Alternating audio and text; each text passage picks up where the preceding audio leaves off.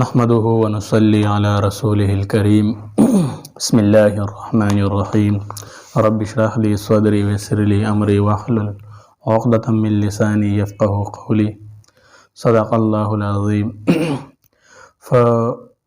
نننی درس کې ان شاء الله تعالی مقدمه او فدی مقدمه کې درې فصلونه دي. فصل اول کې د قرآن مجید محفوظیت او په دویم فصل کې د قرآن فضائل او په دریم فصل کې د قرآن تاریخ او د تجوید اهمیت بیان کړی شوی دی. فصل اول کې د قرآن محفوظیت په بیان کې دی. سوال نمبر 1 ته چې د محفوظیت څه معنی ده او د قرآن د محفوظیت نه مراد څه مراد ده؟ نو جواب دا ده چې د محفوظیت معنی ده محفوظ کېدل، او د قرآن د محفوظیت نه مراد دا ده چې قرآن مجید د خپل زمانه نزول نه تر اوسه پورې محفوظ روان دی او په دې کې مخکینو کتابونو په شان څه قسمه تبدیلی او کمیه زیاتې نه دی شوی، لکه څنګه چې تورات، انجیل، زبور په مخکینو پیغمبرانو نازل شوي، په موسی علیه السلام او په داود علیه السلام، عیسی علیه السلام باندې. نو په هغه کتابونو کې رد البدل شوی دی. قرآن مجید چې څنګه نازل شوی دی ما شانتي محفوظ را روان دی، دې کې هیڅ قسمه رد و بدل نشته. بس په دې فصل کې اهم همدا څیزونه څه قدرې تفصیل سره بیان کړی شوي دي. د دې کتاب موضوع علم تجوید دی، څنګه چې د نوم نه ظاهره ده. بیا په دې کې د قرآن محفوظیت نه بحث کولو او د دې څیز د بیانولو څه وجه ده.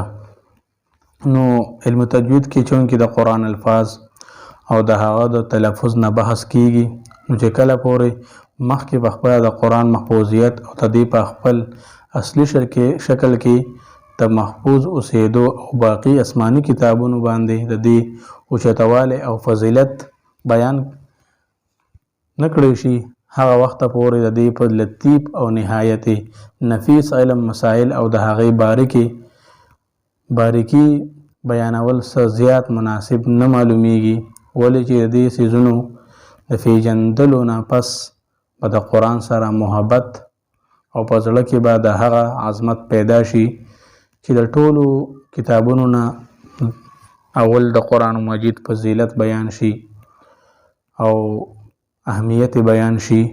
د دې وجې نه به د قرآن سره په زړه کې عظمت پیدا شي، مینه به پیدا شي، هله به د هغې د صحیح لوستلو او د علم تجوید د حاصلولو شوق هم پیدا شي. د دې لپاره اصل مقصوده نه مخکې مقدمه په طور دا څیزونه بیان کړی شوي دي. دې وجې نه سوال شوی دی چې آسماني کتابونه کوم کتابونه مراد دي؟ نو جواب الله تعالی خپل پیغمبرانو باندې د انسانانو د کامیابی او ښېګړې او د هغې د رشد او هدایت لپاره ډیر کتابونه نازل فرمایلی دي. بس همدغه کتابونو ته کوم چې الله تعالی په خپلو نبیانو پیغمبرانو باندې نازل فرمایلی دي آسماني کتابونه ورته وایي. سوال بل دی چې ټول کتابونه چې الله تعالی د انسانانو د هدایت لپاره نازل فرمایلی دي هغه څومره دي؟ نو جواب دار نازل شوي کتابونو صحیح شمیر خو هم الله تعالی ته معلوم دی. البته بعضو علماو لیکلی دي چې د دې کتابونو شمیر 114 دی. 104 دي چې 104 په هغې کې 100 واړه دي او 4 غټ کتابونه دي.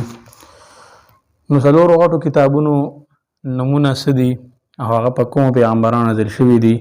نو جواب د غټو کتابونو نامې دا دي: تورات، زبور، انجیل، قرآن مجید. هم د دې تربیت سره ترتیب سره تورات حضرت موسی علیه السلام باندې نازل شوی، زبور په داود علیه السلام باندې، انجیل په عیسی علیه السلام باندې، او ټولو نه اخره کې قرآن مجید په خاتم النبیین حضرت محمد صلی الله علیه وسلم باندې نازل شوی دی. نو دا نننی درس او ان شاء الله تعالی سبا لبا بیا